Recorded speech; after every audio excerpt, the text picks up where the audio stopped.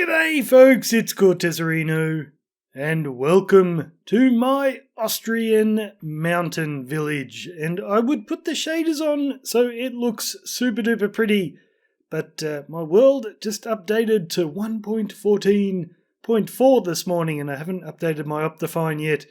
So we will have to do with this, and the good thing about that though is this place still looks super cool, just in normal Minecraft, even without the shaders.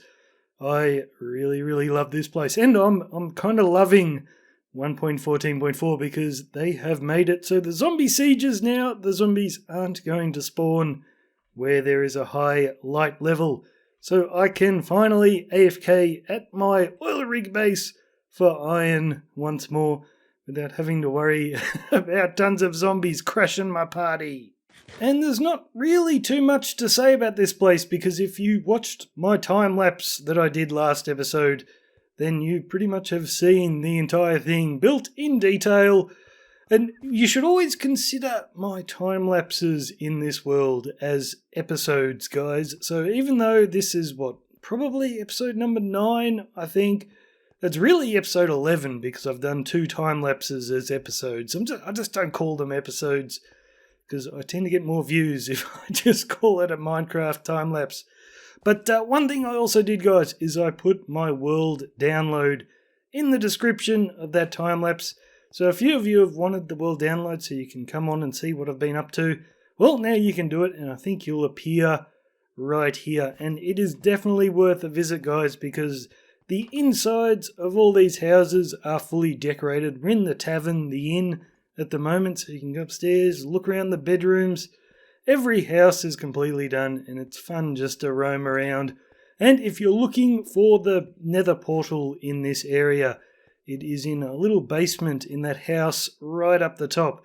And we're actually going to go through there in a minute, because we are not focusing on this area just yet. We are going somewhere else, because one thing I noticed is, I kind of got in a rhythm when I was building this place. So I'd spend a few hours designing a house in creative, and then once I did that, I then had to spend another hour or so designing all the interior for it as well, because doing the interiors just makes everything take so much longer.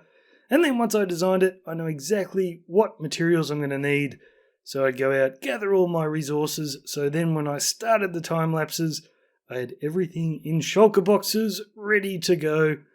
And I thought I would have heaps and heaps of materials, but the one thing I was running out of a lot was wood, specifically the dark oak wood. I could fill up an entire shulker box, build 2 houses, and then I'd have to go again. So we went through a lot of wood, so I want to build a tree farm.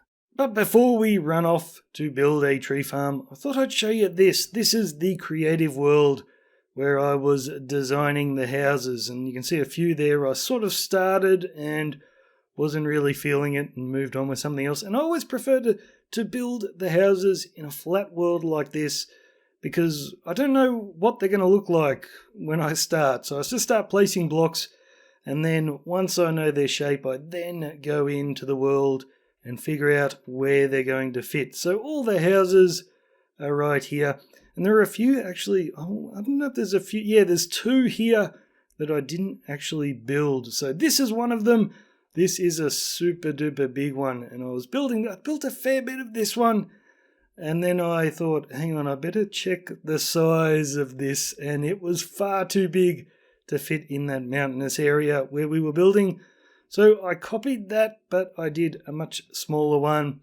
And this is the tavern that I ended up throwing in. But I'll probably still build this one somewhere else, maybe in a city later on. And then over here's another one that I'd started building. And then I just thought, well, these other ones look so rustic. This is more of a city townhouse kind of build. So I will save that for the city centre, because I'm going to keep building. My mountain village is going to get much bigger.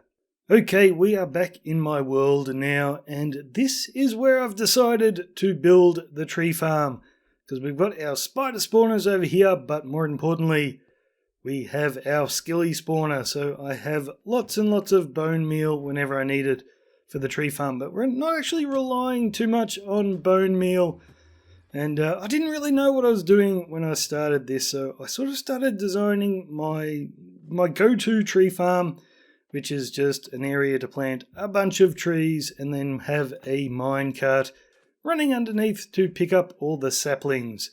But, and another reason I built it out here is because this is a mining desert, and it doesn't matter if I make a huge mess out here because it's not supposed to look pretty.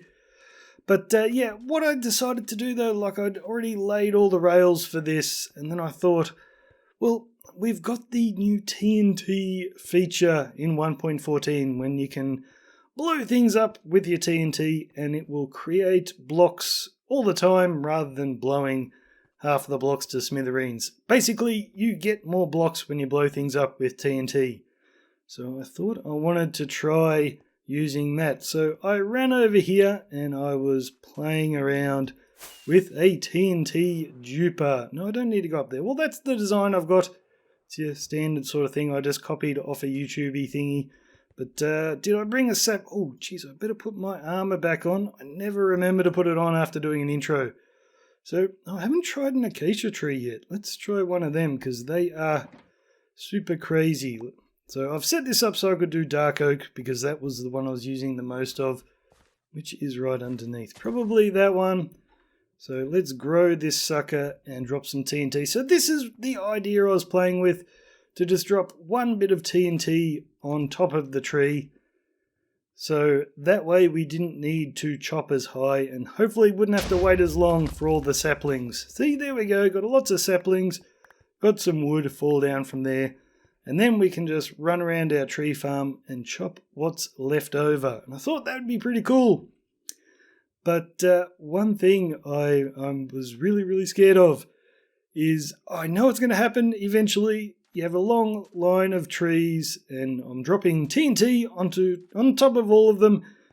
But what happens if one of the trees is still a sapling and I haven't noticed? And I drop the TNT down, it will blow a big hole in my tree farm, muck up all the minecart rails, and it would be an absolute disaster. So I didn't know what to do after this. So I built all of this and I just stopped. But then I had another idea.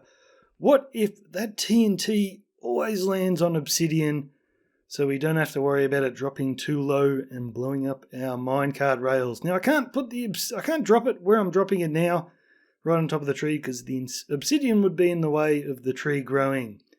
So I thought, what if I drop it out to each side, far enough away that the one TNT the explosion from one isn't going to blow the other one off course and it flies off in some weird direction. So I figured out that if I have a 7-block gap in between the TNT blasts, then they're not going to reach each other. So I've got all these trees separated by 7 blocks and we're going to drop the TNT in the middle. And I've been playing around with that on creative. And this is what it kind of looks like. So I have obsidian platforms here in between the trees and I found I had to make them 4 blocks long because using the TNT dupers, the TNT doesn't always fall exactly where I want it to. I can control it from going side to side with a couple of blocks here that will not stick to slime blocks, although I don't think the slime block ever touches these. These could be normal blocks, couldn't they? Let's just double check. Let's throw some normal blocks in here. Is someone going to stick? No, I think we can have normal blocks there. Okay. So with those, that will stop the TNT from going to each side, but lengthways the TNT goes all over the shop.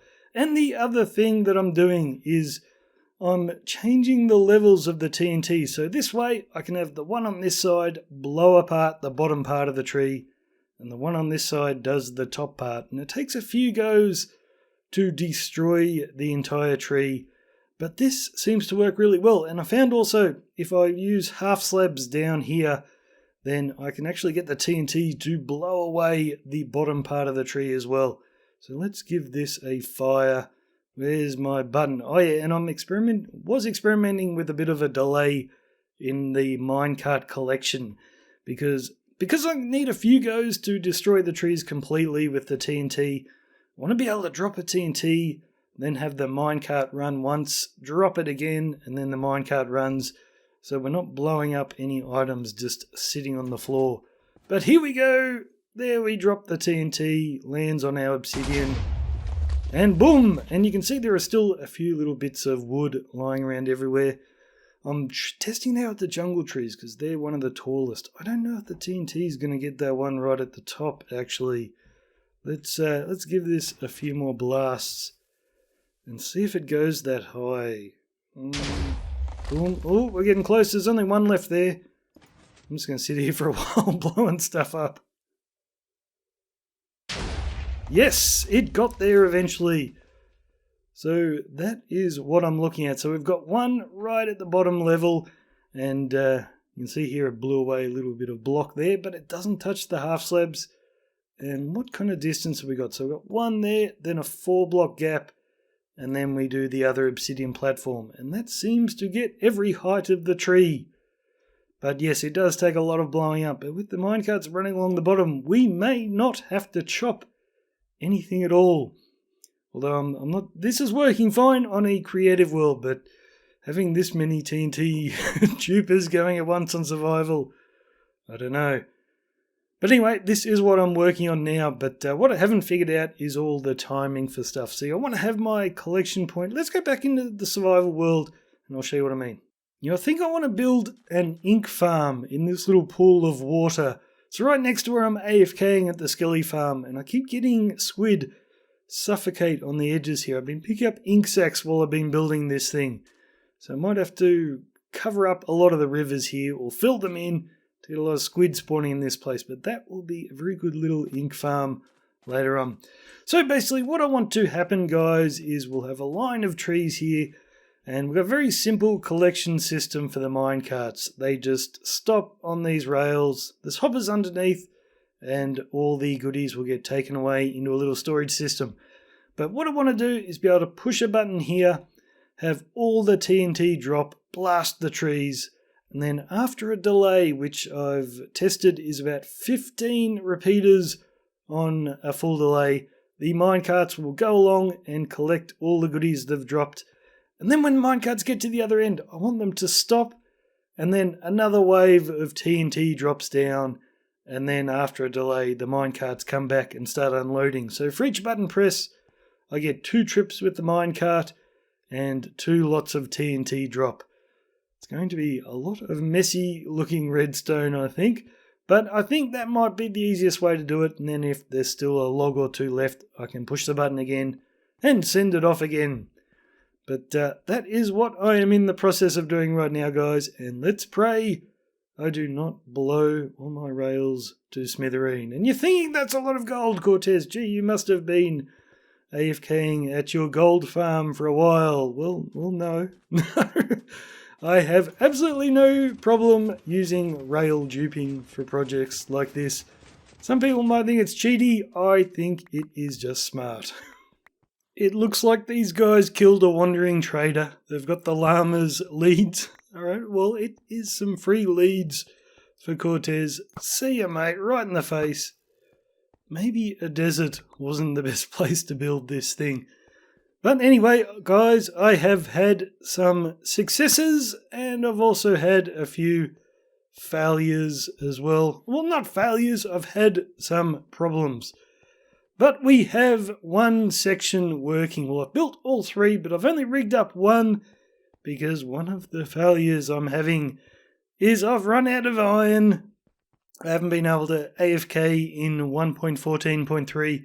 And making all these hopper minecarts and all the hoppers, that has just done me in. But I've got one side working, and I'm using dark oak here at the moment because that's what I need most of, but also because I wanted to show you that this thing isn't perfect because the dark oak is pretty wide. The TNT always misses just a little bit of it, but we get a fair bit. So let's show you this working. And, first of all, you're probably thinking, what have I done with the minecarts here? That is because if I can get a piece of rail, and also I might have a nap because we're about to turn into night. And I will try and filter it out of the audio as best I can, but if you can hear some chirping birds in the background, no, I don't own a bird. One has just taken up residence outside my window. So anyway, one of the problems I've been having is the rail likes to connect running in this direction, and I've built the farm facing in that direction. And a problem I wasn't actually aware of is when you try and stack a whole bunch of minecarts side by side, usually they just sit there comfortably next to each other, but when the rail's facing in the wrong direction, they tend to nudge each other, so I've had to stagger the way I've got the minecarts here, just so they don't get pushed out onto the track, so that is pretty nasty looking.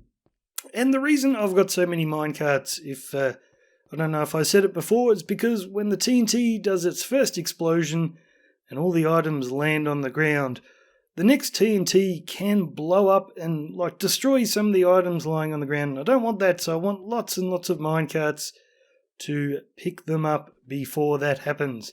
And that's why I've got this great big delay over here as well. So I'm firing TNT a bit slower than I need to, but this is almost the exact delay of the time it takes for the minecart to reach the other end. So not many items are getting destroyed. Maybe the first or second one at each end, we might get a few blow up, but mostly they're all going to be picked up before the next TNT comes along. So here we go, the minecarts take off just before they reach the other end. These TNT will explode. Boom, and you can see some of the TNT land on top of the tree because it's grown out so wide. And that's why I have the TNT dupers up so high, so the blast doesn't destroy them. So the way I've got it rigged up is I can just leave it switched on and sit here and wait until all the wood's been blown up, or as much as possible. Like I said with the dark oak, we're always going to miss a little bit. And while I've got that lever flicked up, the minecarts are all powered, and they will just continue to get powered over here by this little lever and keep on running. I'm standing too close. I'm going to get blown up. That's another thing I have to be careful of. I might need to put a little fence down so we don't blow ourselves up. But yeah, this is working great. Let's switch him off now. And you can see we've got the odd bit of wood from the dark oak just sitting around. But the good thing is we are easily getting enough saplings to keep replanting and never running out. And this is the way I've done the dirt here as well. So I've got a bit of podsole there to say this is the middle block where we plant our single trees. But we also want 3 more around it so we can plant the dark oak. And I'm putting them close to the obsidian just because of the way the explosion comes down. If I were to put the extra 2 bits of dirt right there, they would get blown up. But by having them close to this bit of obsidian on the bottom, we are all good and our dirt never gets destroyed.